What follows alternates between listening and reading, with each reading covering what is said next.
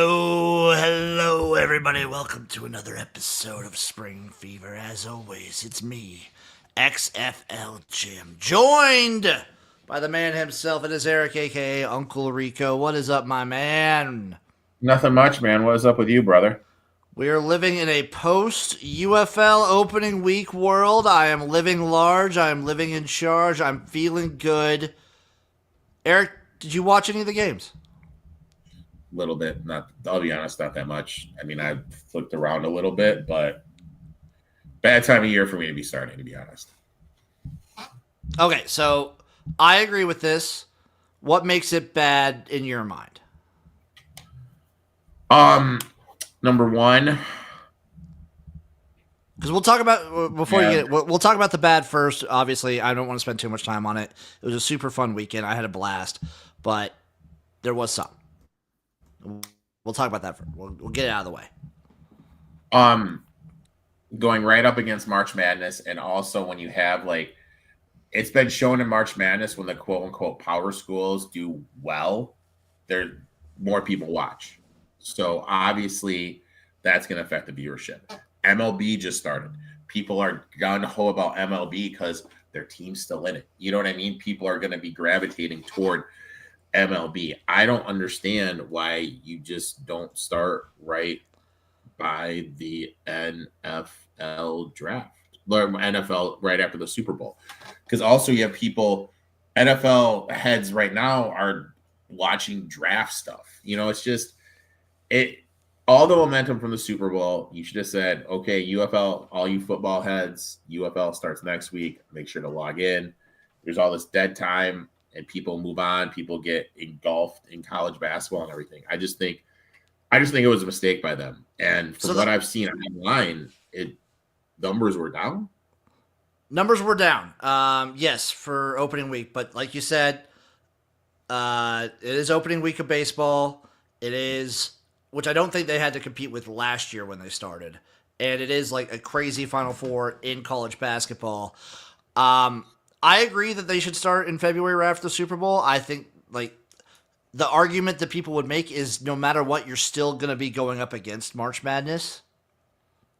But so right now the thing is you have a connection toward March Madness. Okay.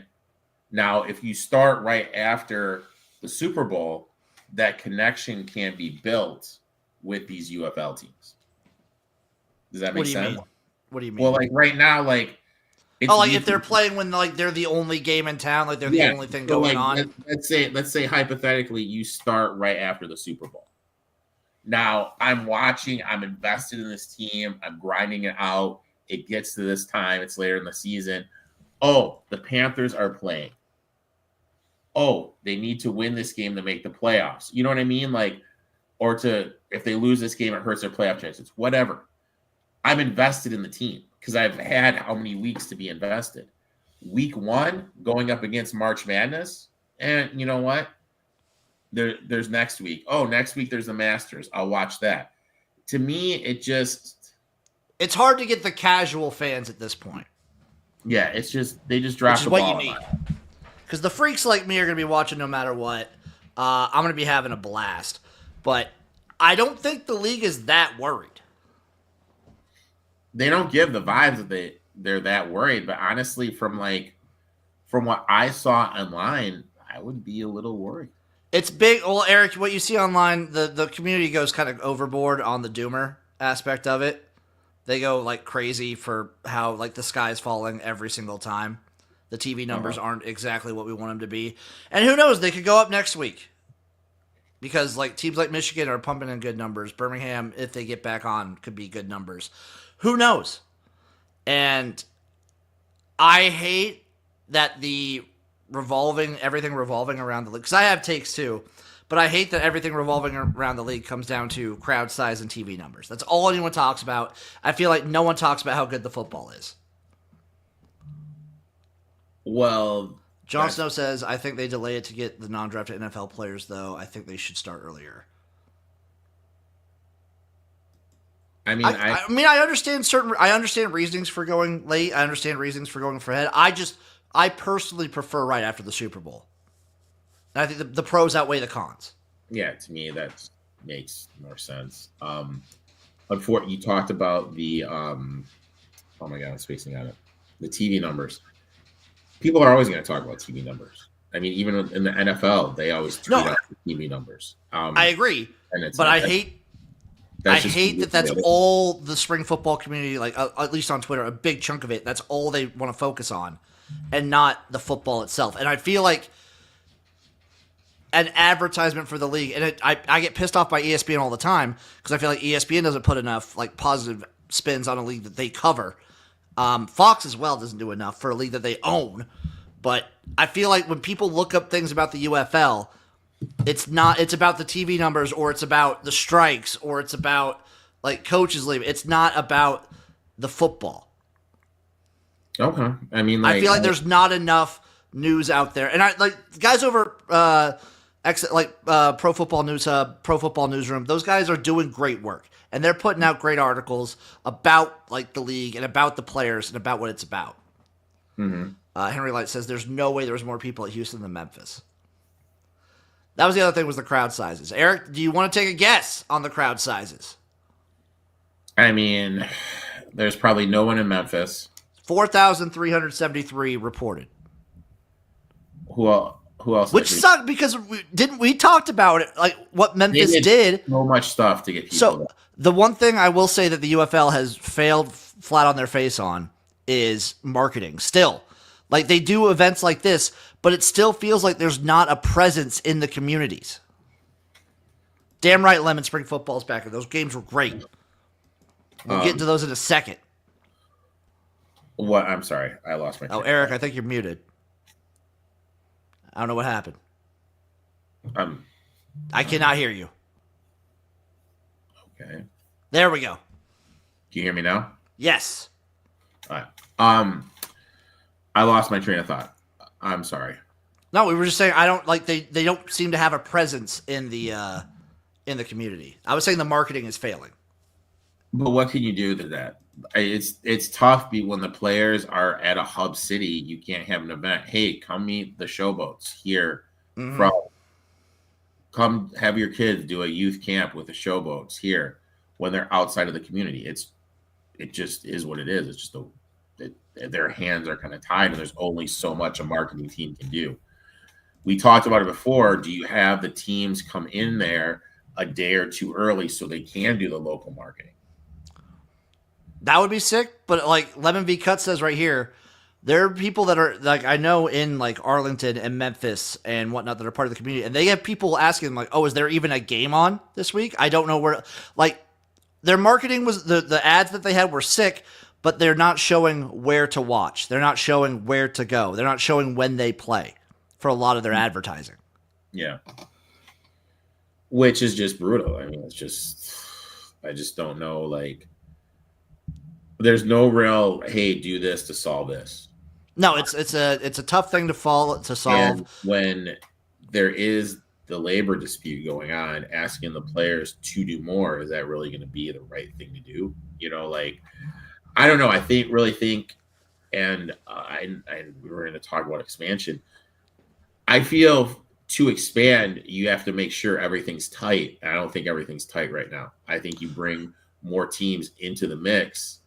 What I think it's going to do, and you talked about the quality of football, when you bring more players in, and we've seen it when Major League, when the NBA expanded, the product dips down because the cut line to get in the league has dropped because there's more players in the league. So the quality of ball play is going to go down. That's number one. Number two, you have issues with marketing. Like you have issues with getting fans in the stands, with getting people to watch. Is adding two more teams really going to solve that? I don't think so. I think you got to be tight with what you have before you can look to add more stuff to the mix. The quality of play I wouldn't be worried about as much just because I didn't know. I mean, we definitely noticed improvement in quality with the UFL compared to like when they had 16 teams in the USFL and XFL season. But I don't expect if you add two teams for the quality to dip all that much. Okay. But like I do worry about like marketing and whatnot in these new communities and adding new areas like that. It would be awesome if you get into like if you actually get teams dipping into their home markets before you start expanding. But I love expanding. So I like adding teams. I saw one guy online, and Also, yes, one Stallions. his thing was this: um, is it better having it in these smaller towns? So, like, all right, so we look at it hypothetically instead of Houston, and let's say it's in because Houston, like right now, what do you have? You have the Cougars, you have the Astros. There's a lot of stuff going on in Houston. It's never going to be the top fiddle. Do you go to a town, a city? Like, and no offense, like Omaha, Nebraska. Do you have a team in Omaha, Nebraska, where there's not much going on right now? That's 100% fair. I feel like there's issues with both sort of situations. So like you have a town like Birmingham, who's like a smaller city. They don't And like numbers are sometimes they great. show up. They have trouble. The Stallions have been great, but they still have trouble getting people to the game sometimes. And then certain other communities Don't like they that, have the like highest attendance, though? Don't they have the highest attendance? You're thinking St. Louis, buddy. St. Louis. All right. You're Sorry. thinking St. Louis, buddy. Yeah. Sorry. But like, so you run into places like Omaha. I think Omaha would be awesome. I'd be going to like every game if they were in Omaha. I'm But just throwing out. there's just not like the cities like that don't always have the venues either. Yeah, I mean, I don't even know what's on Omaha. Omaha is like nothing. There's no like.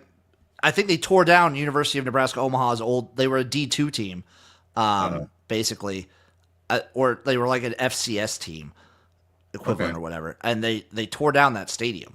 I'm pretty sure when they disbanded What the about football Lincoln? program. Like play like in a like Lincoln, like Play at Memorial Stadium where the Huskers play. Yeah. The issue then is like the Huskers. Like it's that town doesn't like they don't want any competition. That's specific for that area. I love the attacking smaller communities.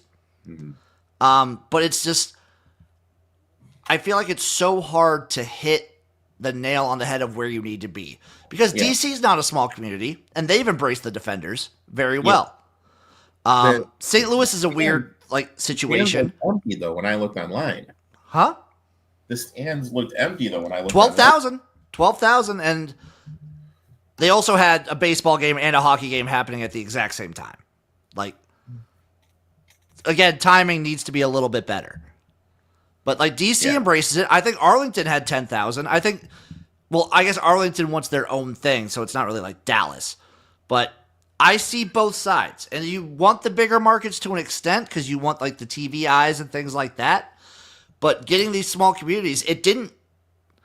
Like some of the crowd sizes, it didn't work for some of the venues in the AAF when they tried it. Yeah. Like Salt Lake City was all right. Atlanta was really good. I don't know. It's a weird gamble. My hot take is I think they need to kind of redo a little bit of the branding of the league. They've been doing nothing. So they call the whole branding behind the UFL is a league of opportunity, where they are billing themselves as like a feeder league to the NFL. Okay. And while I will give to you that obviously the players want the NFL more than anything, and obviously you need to be able to show that you can put players in the NFL, I think that is a poor way to advertise your league to potential fans.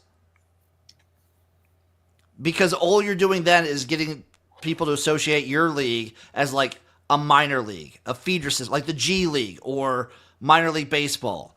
And instead of having a situation where, guess what? We are a different league. Football is still being played. We are not the NFL. We are our own thing. I think that plays better.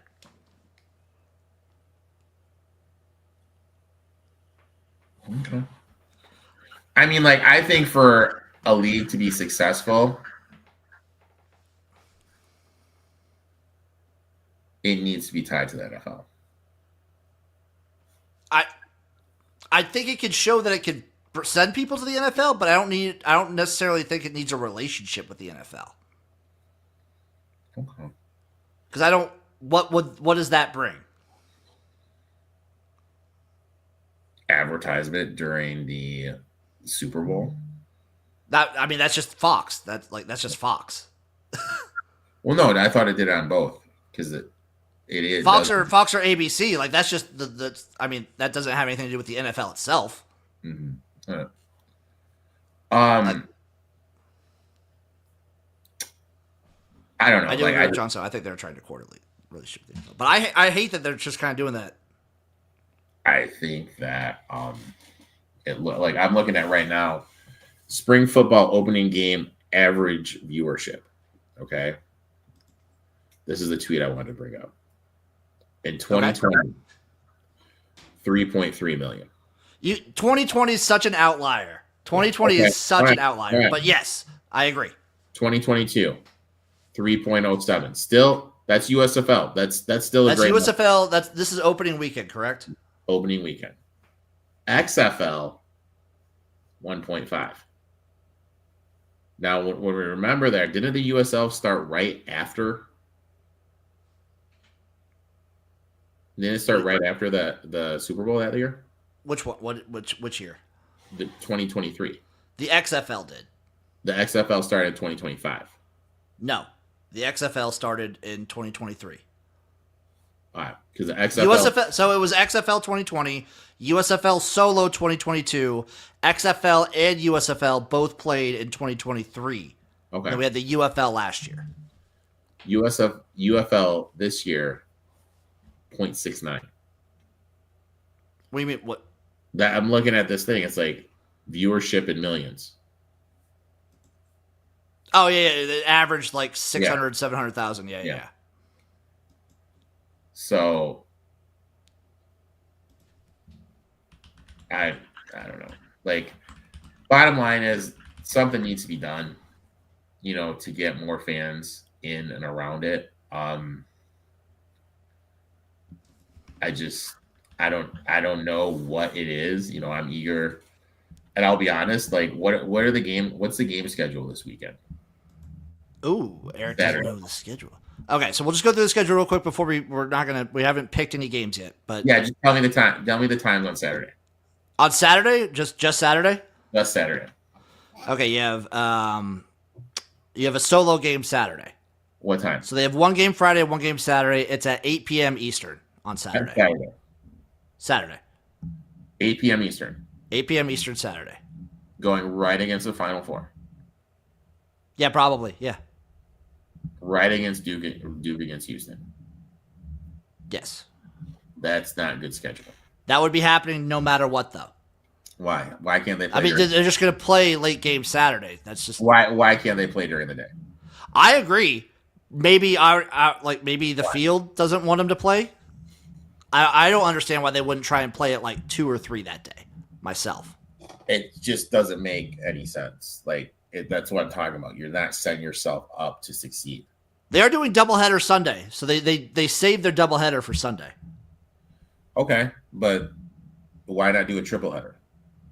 Just have all the games Sunday. Just do your Friday night and then Sunday. Why not do it the Friday night? Say, hey, you know what? We're not going to compete with the Final Four. We're just not going to do it. We're not going to compete with the Final Four. We're going to have a game 12, 4, and 8. Probably because What's the 8 o'clock game on? What channel? ABC. ABC. So this is where it comes into who owns the league and who's running it. Yeah. It's because ABC wants something to fill their Saturday night. Yeah. That's why. That's why they're playing at night on Saturday, because ABC wants something to fill their Saturday night slot. Yeah, and they usually have basketball that night.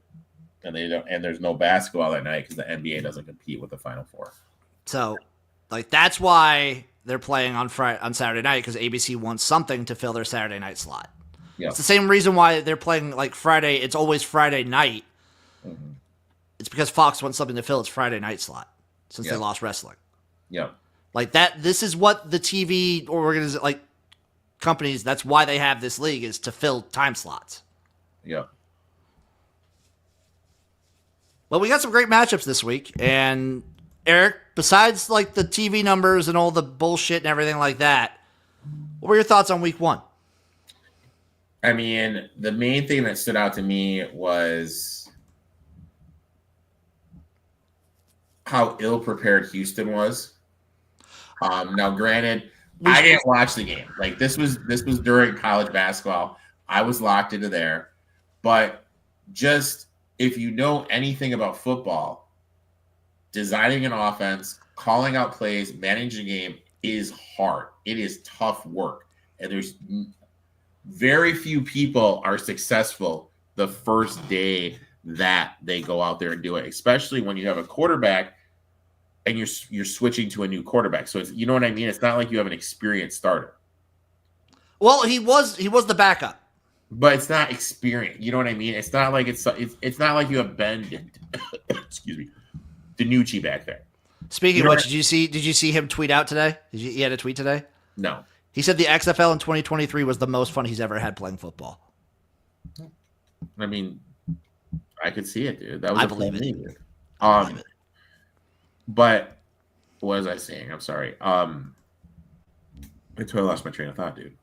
Oh, you were talking about how ill-prepared Houston was. Yeah, like they're to come in there and get just completely bone stopped like that and not have some sort of wrinkle to throw at a new OC and an inexperienced quarterback. That just shows me just a level of incompetence on Houston.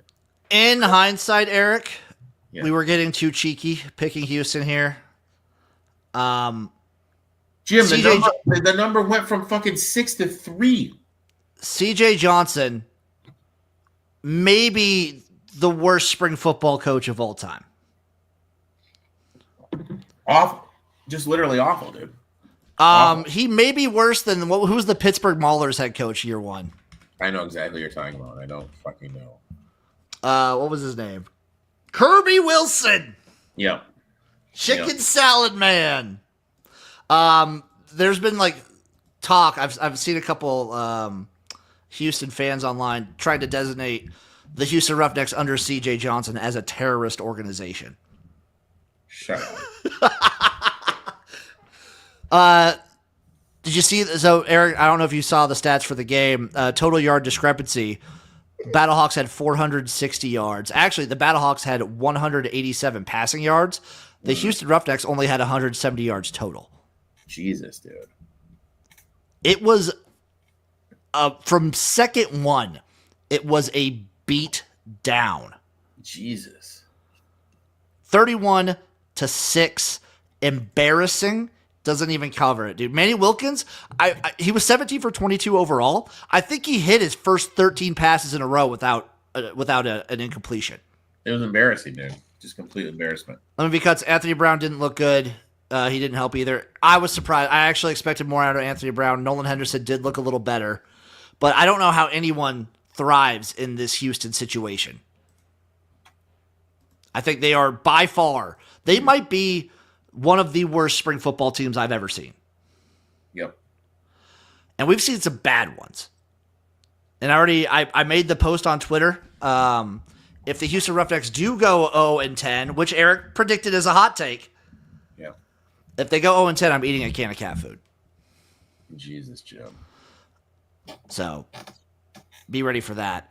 We also we started the season off. Also, it doesn't help that both the opening games, the standalone games on Friday and Saturday, were both blowouts because the Renegades beat the brakes off of the Brahmas 33-9 on Saturday night. I'll be honest, I didn't watch anything with that.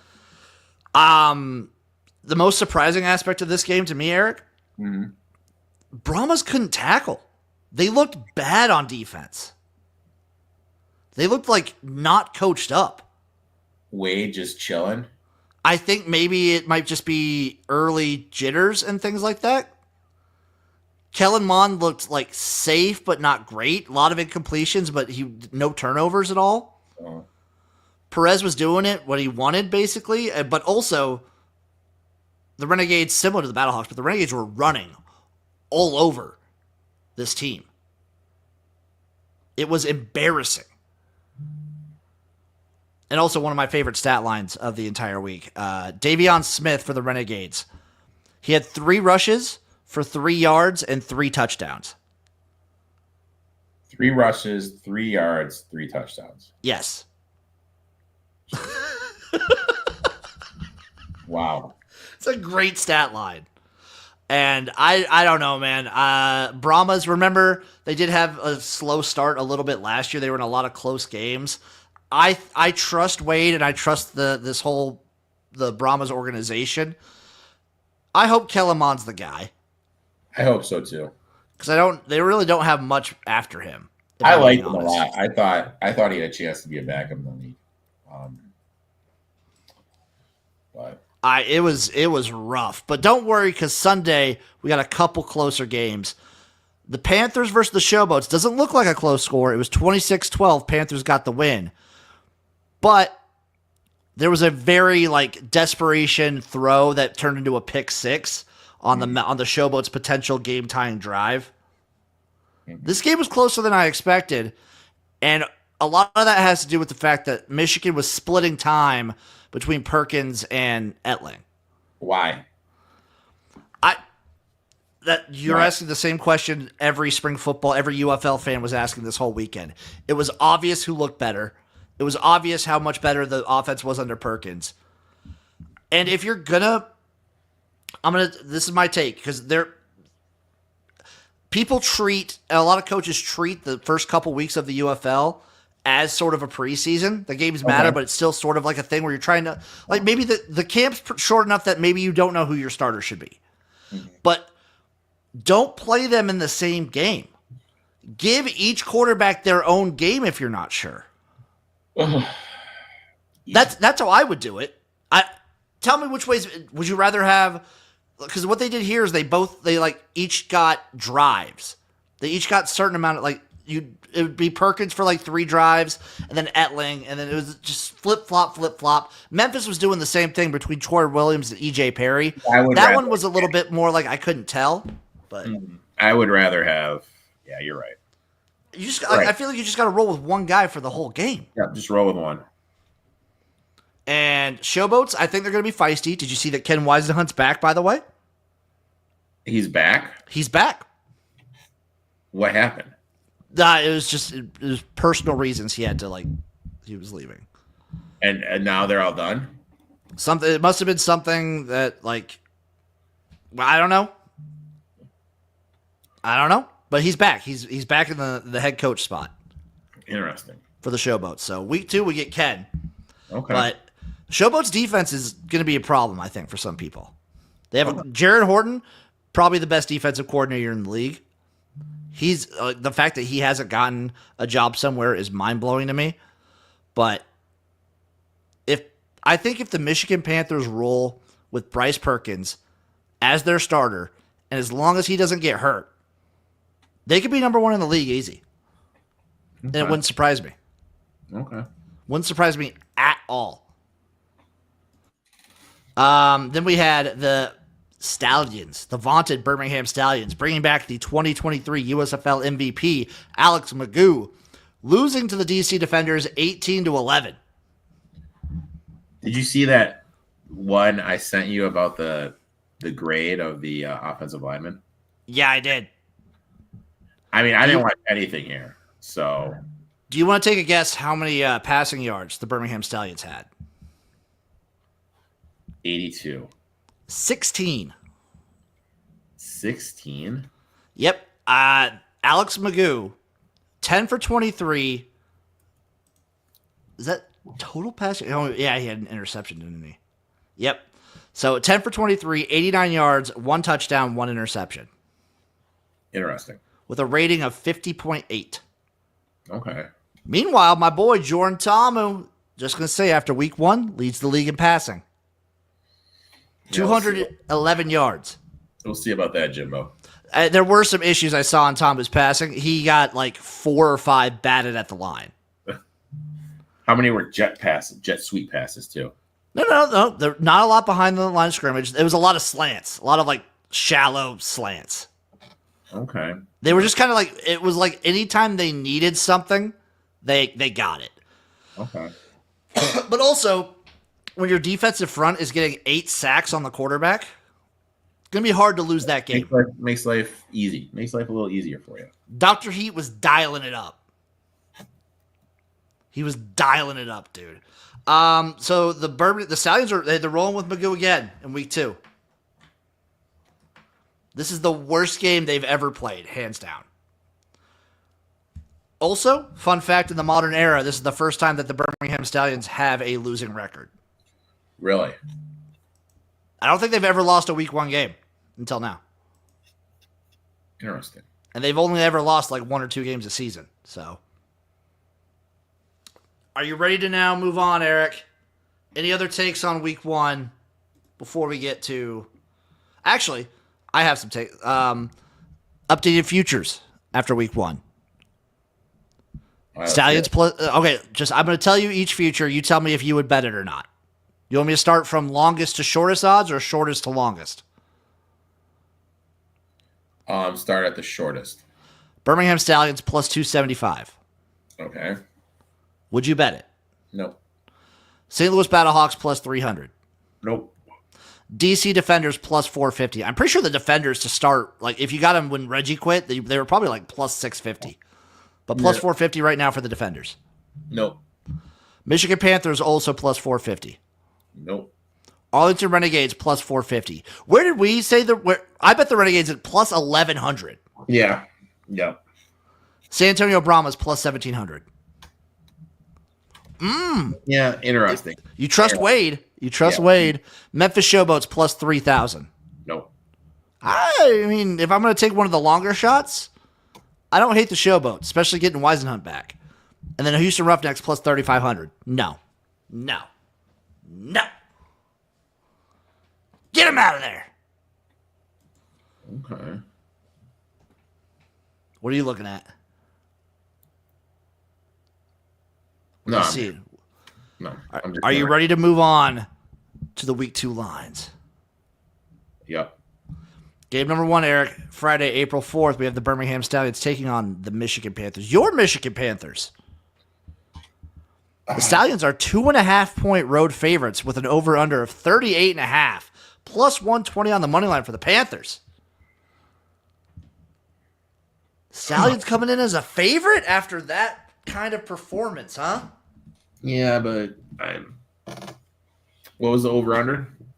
38.5. Oof. They're probably going to do a 2-quarterback system in Michigan again. Magoo is getting the start for Birmingham. Jon Snow, I think the Panthers win. I also think the Panthers win. I think there's serious trouble at offensive line in Birmingham. Yeah, and you need to win the point of attack. So, what's the line? 2.5. 2.5. Yeah, at 2.5, I'd probably play the Panthers. I'm gonna play a money line at plus 120. I'm just gonna play a money line. Saturday, April 5th. Memphis Showboats versus DC Defenders. The Defenders are 8-point favorites. Over under of 37 plus 310 on the money line for the Showboats. Ugh! To me, I'd play the Showboats. I'm playing the Showboats here. A little too much on the number here. A little bit overvalued after the win by said Defenders. Lowest total of the week, by the way, at 37. Oh, really? Jeez. Yep. Plus 310 on the money line. I'm not going to touch the money line, but I do think the Showboats are able to keep this close. Yeah. I think that defensive front's pretty good. For sure. Sunday, April 6th, Houston Roughnecks versus the Arlington Renegades. The Renegades with the biggest spread of the weekend. 9.5-point favorites. Over under 39 plus 390 on the money line for the Roughnecks. I mean, gambling is all about buying low and selling high. Is there a team lower right now than Houston? No. Can you hitch your wagon to CJ Johnson, though? I mean, to me, you bet that or you don't bet it at all. I feel like maybe you bet the under here. Jon Snow, alternate line, Renegades minus 21. Ooh. I would take an alternate line, Renegades minus 14. Oh, I wouldn't. I think so my whole take is I think we've seen that you can run on this Roughnecks team. And I feel like the Renegades defense is good enough to keep Houston from scoring. And the Renegades have 3 guys that will be able to just run. Okay. Maybe the under's the play. I don't know. Mm-hmm. And then last but not least, we have San Antonio versus St. Louis. The Battlehawks home opener. The St. Louis Battlehawks are 7-point home favorites, over under 39.5, plus 280 on the money line. I mean, talk about a team that's low. Yeah, I'd fade the Battlehawks here. Are you gonna buy low on San Antonio here? Yep, you have to, man. +7. I take him +7. See if you can find a hook. See if you can find a 7.5 somewhere. Hook. Search for the hook. Search for the hook. Search for it. Search for it, baby. Eric, I don't have access to ESPN Bet, but that's people out there. That's where you're gonna find your prop bets if you're interested in prop bets. Well, when we're live in the morning on Saturday, maybe we can look at the prop bets. That'd be nice. That'd be real nice. Favorite bet of the weekend for the UFL? Panthers money line. San Antonio plus the points. San Antonio +7. I respect that. Respect that a lot. Eric, are you ready to build a DraftKings lineup? You know what? I'm going to try. I'm going to be honest. I don't like the setup of this UFL stats this year. I'm going to try. They're not. I mean, yeah, that's fair. That's fair. I don't think they're that bad. I don't like it. I don't fucking like it, dude. I don't fucking like it. All right. So I need to pull this up full screen. So I can Have you tried the football? Do you ever use the football database? No, I'm not there. I think I sent a link in the private chat if you want to give it a shot too. All right. So let's go to wide receiver tight end. Okay, I sent a link in the chat just in case you want to take a look at it. All right. Wide receiver tight end. Wide receiver tight end, baby. I'm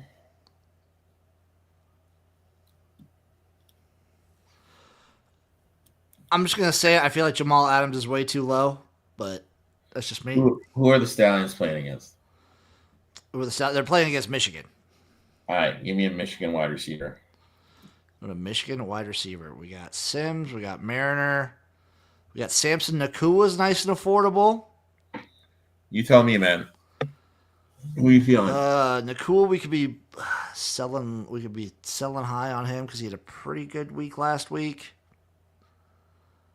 I think it's either Mariner or Nakua, but I don't know who the quarterback is going to be. We're going to go Nakua. We're going to go Samson Nakua. We're going to do it. Now, for me, after a superstar player has a lackluster day, lackluster week, that's why I like to take him next week. Which top wide receiver had a brutal week? You want to know who had a brutal week? Mr. Butler. What is Hakeem Butler's? He had 0. Yeah. He had one target. Yeah.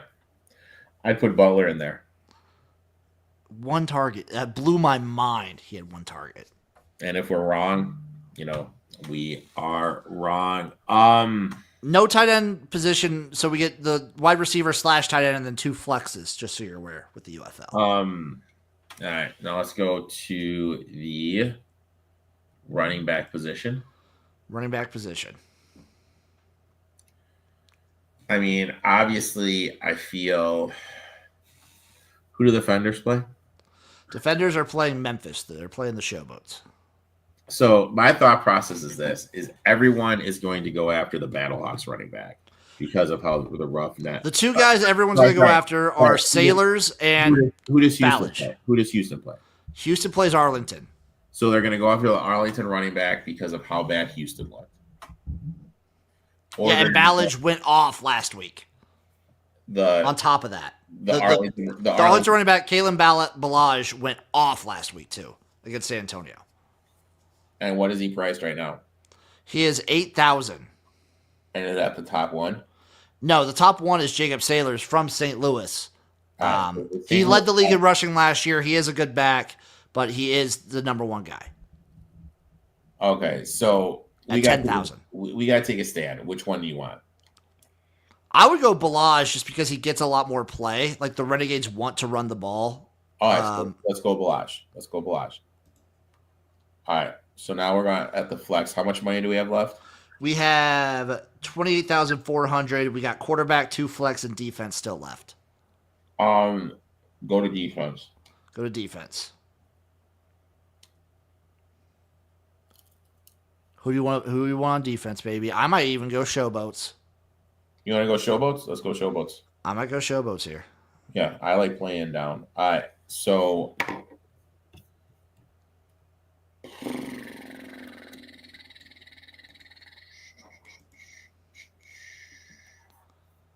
hold on. With how the stats are, I lost my page. It's all good. We got 2 flexes and a quarterback left.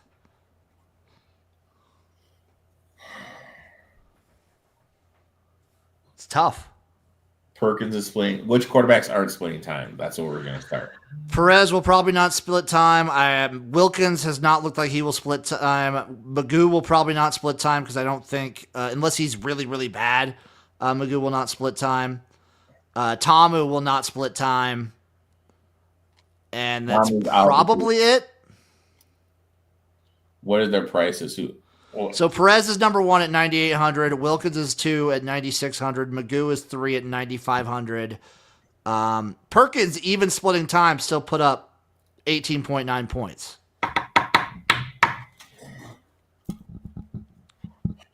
All right. Try putting in Magoo. Magoo, as bad as he was passing, Eric, he did do a lot with his legs. 17 points still from Magoo last week. Put in Magoo. We'll put in Magoo against Michigan. You got 2 flexes, baby. 15,300, 2 flexes. Do you want to pair Magoo up with a wide receiver? Yeah. Let's get Deion Kane in there, baby. And then we got 7,200 left. We got to go a little cheap on the last one. Roughnecks play who? Roughnecks are playing Arlington. Give me in, and we have the Arlington running back, so never mind. Yeah, we have the Arlington running back. So we have Birmingham quarterback and receiver. We have a receiver for St. Louis, and we have a receiver for Michigan. Who does Memphis play? Memphis plays DC. You want to throw a DC wide receiver in there? DC wide receiver. We could go Ty Scott. We go Chris Rowland right there. Perfect. How many targets did he have last week? Does it say? Yeah. 5 targets last week. That's perfect, dude. Let's go Rowland. Boom. $1,500 remaining salary. Any other defense you would want? No. I like it. I like where we're standing, buddy. Yeah, I like the Showboats. Oh, you can pick any defense you want. We have enough for any defense. No. Yeah, let's go Showboats. Boom. So we're going Magoo. Oh, let me see if it saves up again. We got Magoo, Balaj, Butler, Nakua, Deion Kane, Chris Rowland, and the Memphis Showboats defense. Fun fact, I've never had Wingstop before. Never? Never. I just saw the Wingstop ad. Never had. I like it better than Buffalo Wild Wings. I can see that, dude. I'm not a big Buffalo Wild Wings fan. Wingstop, I feel like the flavors they have, like their Korean wings. I might get Wingstop. Oh, no.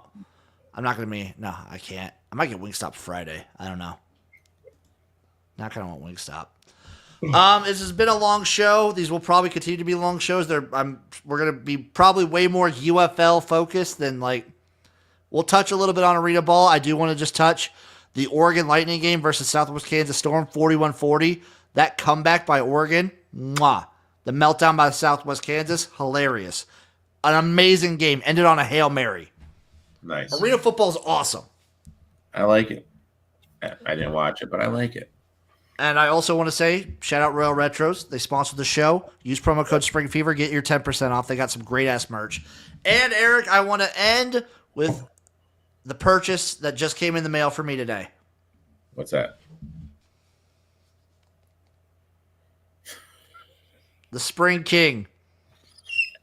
A book by Luis Perez. You're going to have to let me know how that is, bud. I got the hard copy. I bought the hard copy of Luis Perez's book. You're going to have to get him to autograph that for you. A Champion's Journey of Passion, Persistence, and Unlimited Possibility. Forward written by Bob Stoops. You're gonna have to let him autograph that for you. There's a whole thing in here on in the back or somewhere. There's like a free gift somewhere. Yeah, read this first. There's like a whole QR code for a gift. Well, what is it, Jim? I don't know. You want me to live on air figure out what this gift is? I want what is it, Jim? Okay, QR code, scanning it now.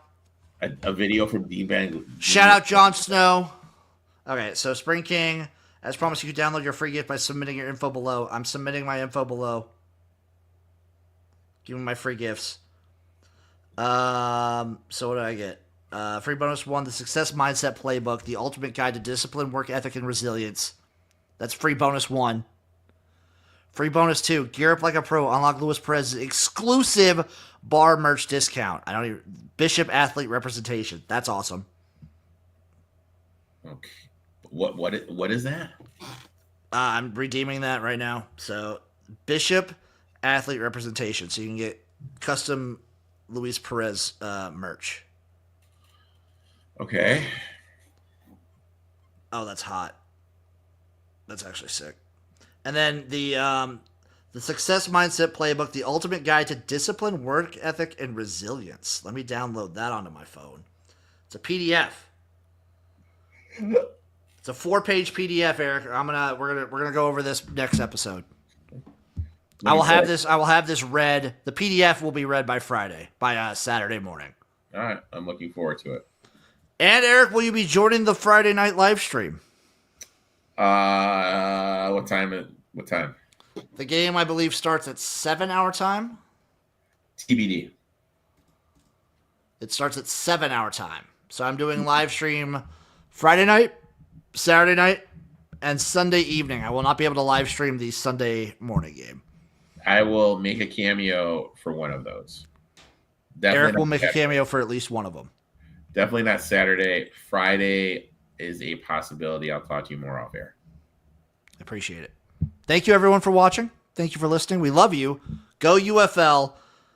Just enjoy the football. You know what? At this point, don't embrace the negativity. Whether the league folds or not, if everyone's going to be doom and gloom, whether the league folds or not, just enjoy good football while we have it. At the worst case scenario, enjoy the football. Because it's really good. And I fucking love it. And if this league ends and gets canceled, I'm going to kill myself. Thank you, everyone, for watching. I love you guys. Bye.